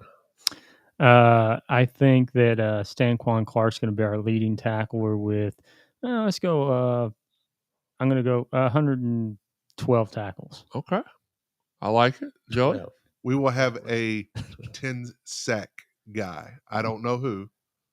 We will have somebody on the team that will have 10 sacks. Well, that doesn't mean anything. Sean's got one. It doesn't do anything with it. Dalton? I think this is one of the more balanced pass rushes from an overall front seven point of view. I think we will have at least 5 players with at least 4 sacks. I'm not sure if we get the double-digit number, but it wouldn't surprise me if we saw a very balanced approach. 5 players with at least 4 sacks. So I'm going to you all stayed away from mine, but mine is a little bit ambitious. So our turnover plus minus is going to be the good ones minus, right? You want the minus, right? We're going to be minus 15 turnovers, meaning we got 15. That means we got 15 more, right? We're going to get 15 more turnovers than we give away. I thought you wanted to be in the plus minus. I thought you wanted to be minus. No, and that's on the spread. Yeah. Okay. All right. We're going to be. We're gonna be a top 10 in the nation on turnovers forced versus committed, and I'm ready for it. So you all get ready. Get in your little chat boxes. Get ready to be like, Jeremy's an idiot, fatty. That escalated. Ron English is going to be up for defensive coordinator of the year. Is he going to be on the sideline this year, you think? I think so. You think he's going to be coaching from the sideline most of the year? Did they get the helmet situations figured out, do we think? If they did, I'd say this: there was a whole lot of, because I know that was a lot of the issue with it at the beginning of the season was the helmet calls. They were communicating a whole lot better, louder in practices, and sometimes when certain players wasn't communicating, you heard the coaches yell and curse. If you all have any for not communicating, any complaints or disagreements about my predictions there, please give me a call at 502-558-9242. I almost gave one of our phone numbers away. I was off a digit somewhere in there, but it is what it is. It was Sean's. Special teams Especially lock. if you're a female. Yeah, girls call them. Special teams, I've got that as a lock, but I think as long as we don't miss an extra point, we. Ooh, I've got one. Okay, go. We kick less than 10 field goals this season. We attempt less than 10. Yes, that's what I'm saying. Like, so it's touchdowns. A lot of touchdowns. Cool. I would say, okay, we'll answer this. So I got your answer. Hold on. There's 12 games, right? We'll say 12. Okay, I was going to say plus minus on 12. on field goal attempts. One a game. Plus minus 15. And you're going minus. You're going the under on the minus 15. Sam, over or under 15 field goal attempts this year? I'm going to go over. Okay. Other Sam? Sean? I'll go under. I bet you would. I'm going to go over as well, Dalton. I'm going to go over. Okay. All right. Last part, and we'll let you all go. Let's read some of these chats out, by the way. Babu says Lacey is going to be the offensive player of the year. Dude is going to kill it one-on-one coverage. Stanquan will be the defensive player of the year. He will be an All-American by the end of the year. Love it. Newcomer, JoJo Evans. Dude hits hard at safety. I like that. I agree. Dalton, you're going to lead this off only because I want you to take the most ridicule first. At the end of the year, Louisville's final record going into postseason play is, and don't tell me, here's the qualifier here. I didn't mean to interrupt you. We're not going to say who we lose to. We'll do that. We'll do the game by game breakdowns game week. We're not going to be like, we're going to win, beat, and we're going to lose to this, and this. What is Louisville's record going into postseason? 10-2. 10-2. Sean? I'm gonna go 11-1. Oh, okay. Almost Higgy-esque there. Joey? No, do Sam first. I'm not going to do Sam. Ask Sam okay. First. Sam? 9-3. Hater, dude. He always is a hater. Well, we know one of the teams that he thinks we're losing to. His team. His favorite team. Joey? Man. Let's qualify this. Me and Joey agreed on this. I don't remember which one of us brought it up first. This is going to be the first year in a long time we don't lose to the team that we shouldn't lose to. Every year there's a Stanford. Every year there's a Pitt, Wake Forest, or a Pittsburgh. This year we're going to handle business when we're supposed to. Yeah, it's going to come down to 3 teams. The losses will come from a pool of Notre Dame, Miami. Or not Notre Dame. Not Notre Dame. Who am I? Clemson SMU, or Miami. I don't think SMU. I think our losses are going to come from either Clemson or the pool is Clemson, Miami for me. I don't think we have any issues with SMU, but just because, so one of us can be right, I'll be Higgy. I don't care. We're going 12-0. Oh, 12-0. We're going 12-0. Good defensive line play, good linebacker play, good safety play, running backs with receivers, quarterback. It's the year of the Cardinal. All over. Part it's the year of the Cardinal, because just think about it. What we got coming up after that, during football season, basketball starts. Microphone. Basketball starts. That's going to be a different conversation, but I'm telling you, man, this might be the year 2, the second coming of the year of the Cardinal. Sean will explain that to you later. If I'm wrong, I'm wrong. But if I'm right, all y'all can go suck an egg. Here's why I'm gonna go 11-1, because you got to have that loss to humble you. You got to have something to motivate you to win the next one that you shouldn't win. One loss is going to come to either Miami or Clemson.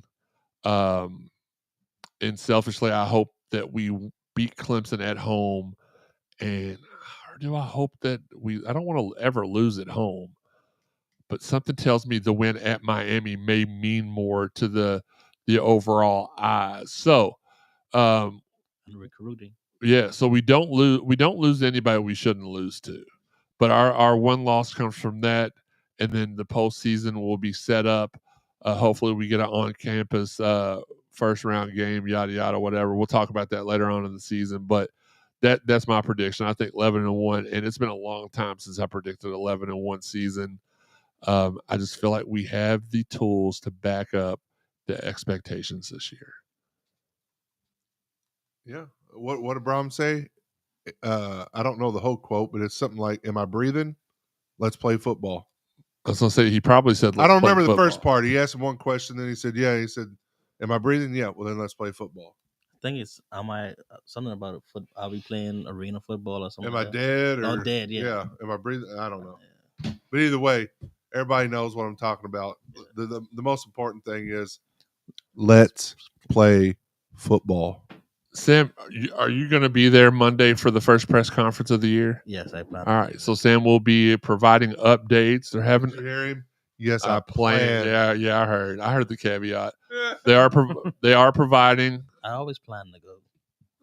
How many did you go to last year? I missed 2. Okay, I didn't even know you went to any of them. We didn't have any write-ups on them or anything, so I just assumed you were watching them on Twitter like we were. So I didn't know. I apologize. Huh? They're on Twitter. Just gave you. He ain't gonna be there. Just like yesterday when you thought you got Paramount Plus. Shh. You just gave him out. Listen, they're having food there tomorrow before the press conference. Sam is not going to miss the. Neither would I. They always do, don't they? They always give you. No, they're supposed to have like a Chick-fil-A sandwich when we go there. No, they're like doing it big tomorrow. I sent you the email. Check your email. Listen, guys, we appreciate y'all's time today. We're so excited to be back for season 7. Now, I know y'all are saying y'all been around a lot longer than 7 years, and that's correct. We had a 4-year stint on 93.9 and then a 1-year stint on Blog Talk Radio's platform. So overall, we've been on the air for a total of 11 years now, and we appreciate all the love and support. Please show that support. Turn it right back around to our photographers, Jeff Nunn, TJ Barr, Justin Kruger, Keith Russell, best crew in the country. I mean, I'll argue with you all day on that. JK will be bringing back everything you need to know. TV times. He's the new Jeff Greer. TV time, station, odds, what's going to happen. He'll let you know. That comes out. Sean, does that come out on Tuesdays or Wednesdays? Wednesdays, right? Just nod your head. Yeah. Okay. Jesus Christ. I said crust. Here's the thing about JK. He don't get on here and talk with us a whole lot, but he is a football savant. He's actually a sports savant because his around the bases breakdowns are nasty in a good way. So support those guys. They do great work for us. Stay tuned to our social media and subscribe to us on YouTube or Facebook to be alerted anytime we go live, even though we prefer you guys to pay us the attention on the YouTube. You can find the audio version of this podcast on over 125 podcast avenues: Apple, iTunes, Buzzsprout, Spotify, TuneIn, Google, Amazon, and iHeart. Hit subscribe, like, heart, plus sign, or whatever it is Sean does on the weekend. Now, that's kind of creepy, but it will download it directly to your phone or PC, wherever your tablet, wherever you listen to podcasts at.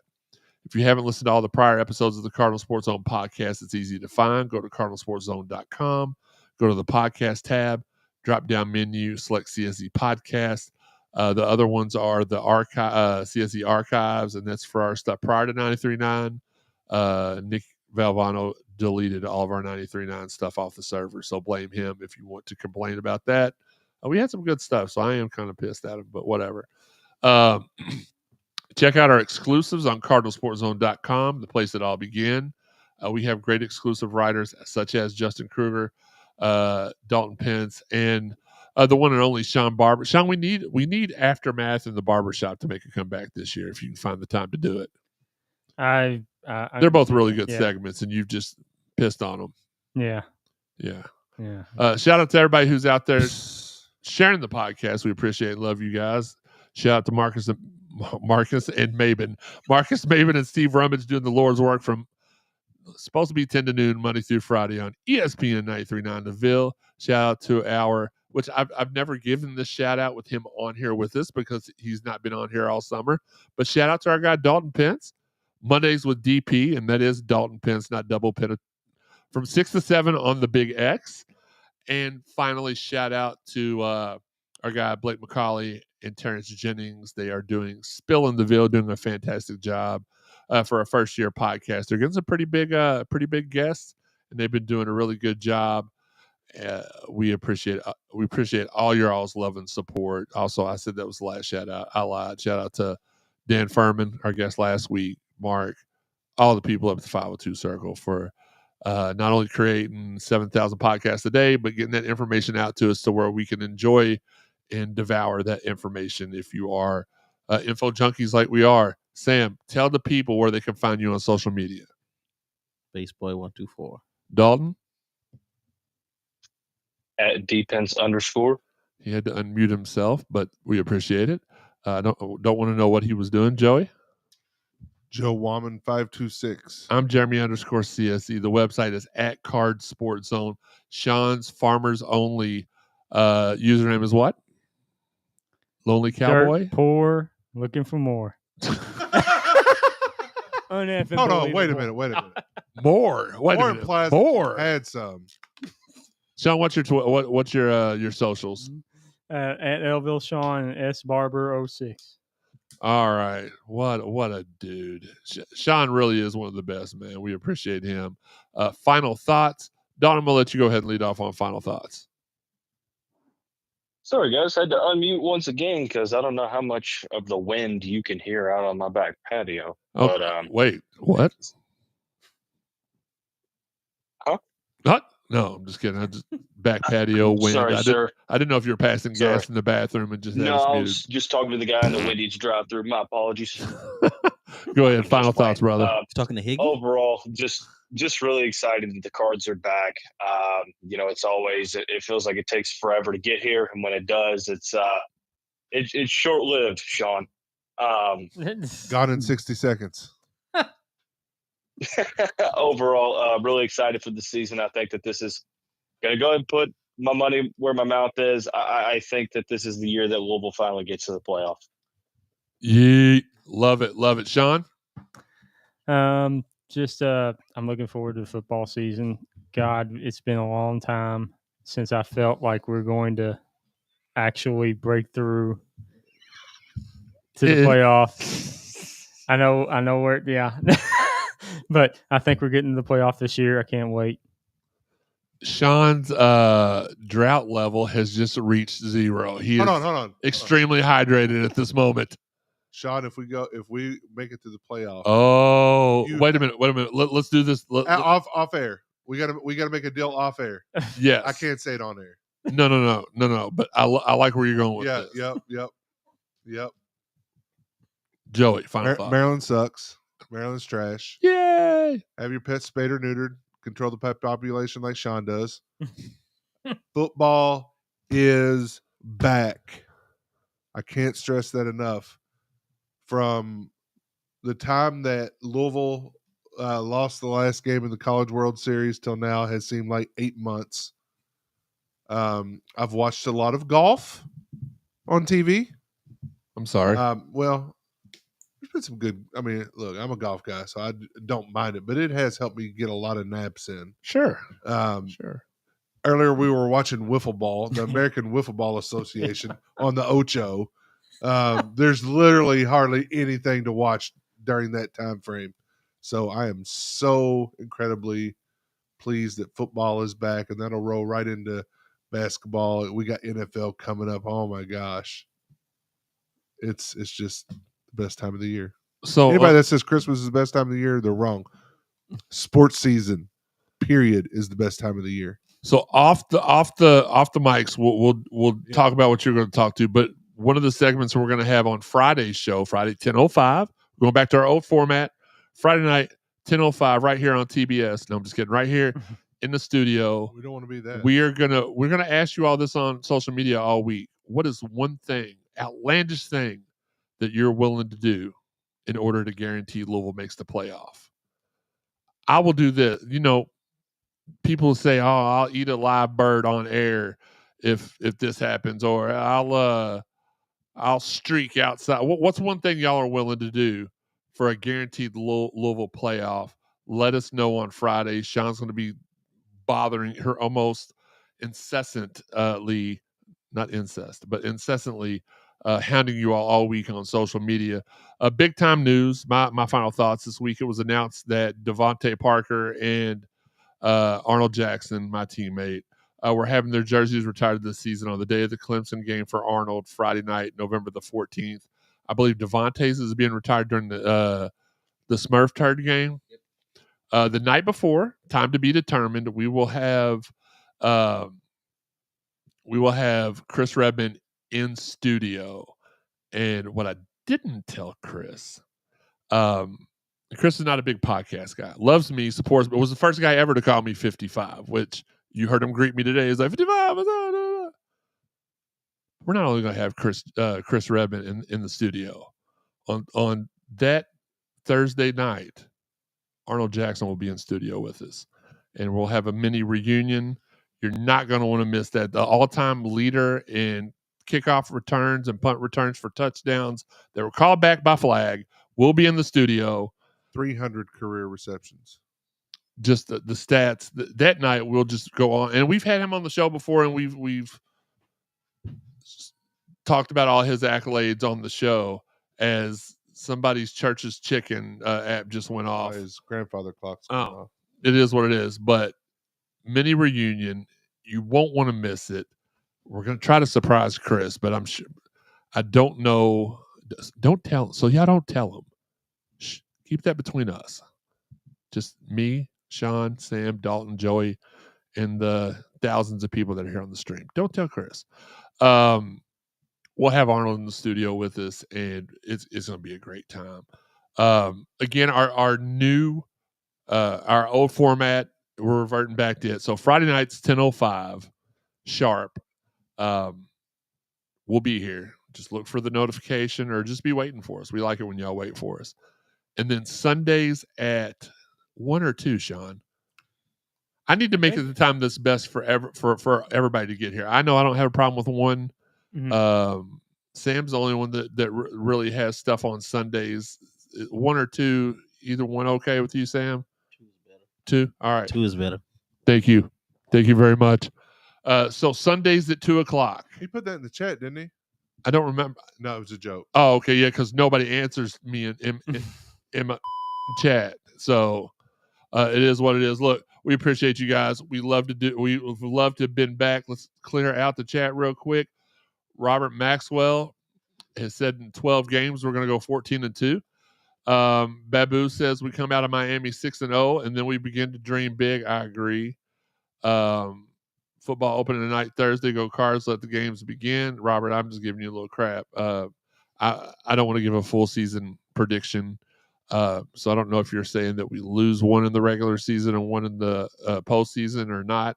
But it's going to be a good time. We're going to have fun. And we always have fun. You guys are the reason why we do this. We love it. We love you guys.